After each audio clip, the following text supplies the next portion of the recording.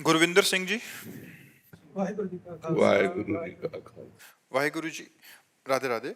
महाराज जी, वाहिगुरु नाम से प्रेम कैसे हो? क्योंकि अभी सब कुछ पता है, बट धन और जो पदार्थों के लिए ही जप किया जाता है, ऐसा मनुष्य जीवन। हाँ, अगर हमारे अंदर यदृच्छा लाभ संतुष्टो द्वंद्वातीतो, अगर हम द्वंद्व से अतीत होना चाहते हैं तो पहले यदृच्छा लाभ संतुष्ट हो। जैसे वाहिगुरु रख रहे हैं हम उतने में संतुष्ट रहे, हमारे चाहने से नहीं होगा कुछ। हम चाह जो करेंगे वो अपने लिए पतन का रास्ता खोलेंगे। वाहिगुरु जो व्यवस्था करेंगे वो हमारे लिए बड़े सुख की व्यवस्था होगी। तो हम चाह करें क्यों? अन मांगे आगे आवे गो, ज्यों पल लागे पल को। जैसे पल बिना प्रयास के लगती है, ऐसे वाहिगुरु के आश्रित की सारी व्यवस्था वाहिगुरु करते हैं। हम चाह क्यों करें?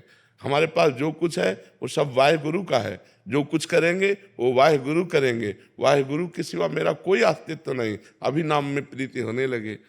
हम नाम तो जपते हैं लेकिन वाहिगुरु पर पूर्ण समर्पित नहीं है। पूर्ण समर्पित ना होने के कारण हमारे नाम में त्रुटि हो जाती है, नाम छूट जाता है।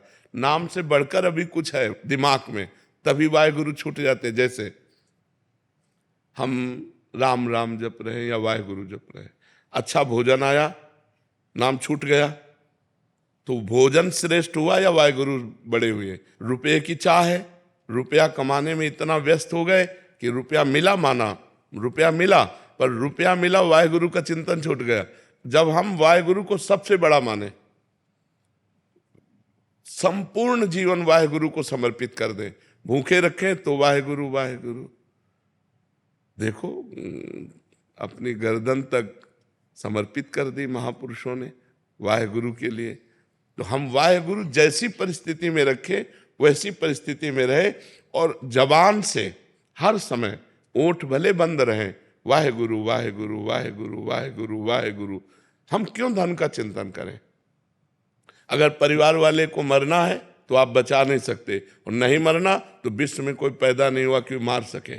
और वाहिगुरु को परिवार समर्पित, वाहिगुरु को जीवन समर्पित। तो अब वाहिगुरु जो व्यवस्था करें उसी में राजी है। नहीं तो हमारा एक ही काम है, वाहिगुरु का चिंतन करना, और वाहिगुरु का कार्य है तुम्हारी सारी व्यवस्था करना। ये विश्वास करो, उनकी व्यवस्था से होगा। हमारे करने धरने से इतना नहीं होगा जितना उनकी व्यवस्था से होगा। तो जैसे भगवान श्री कृष्ण जी ने गीता में कहा, अनन्यस चिंतयन्तो माम ये जना परिपासते तेषाम नित्याभियुक्ता नाम योगक्षेमम वहाम्यहम्। केवल तुम अनन्य चिंतन मेरा करो, मैं तुम्हारे योगक्षेम का वहन करूंगा। तो वही श्री कृष्ण, वही वाहिगुरु हैं। क्या कह रहे हैं? तुम मेरा केवल चिंतन करो, मैं तुम्हारे योग माने जो प्राप्त है और अप्राप्त वस्तु को प्राप्त कराना। जितना प्राप्त है उससे ज्यादा आपको प्राप्त कराना। अप्राप्त वस्तु को प्राप्त कराने का नाम योग है, और क्षेम प्राप्त वस्तु की रक्षा करने का नाम क्षेम है। वही रक्षा करेंगे, वही प्राप्ति कराएंगे। हमारा काम है निरंतर वाहिगुरु वाहिगुरु वाहिगुरु जबान से रटते रहे। जब जबान से रटते हैं ना, तब वो अंदर हृदय में जाता है, और जब हृदय में चलने लगता है फिर ये शिकायत नहीं रहती कि वाहिगुरु का स्मरण छूट गया।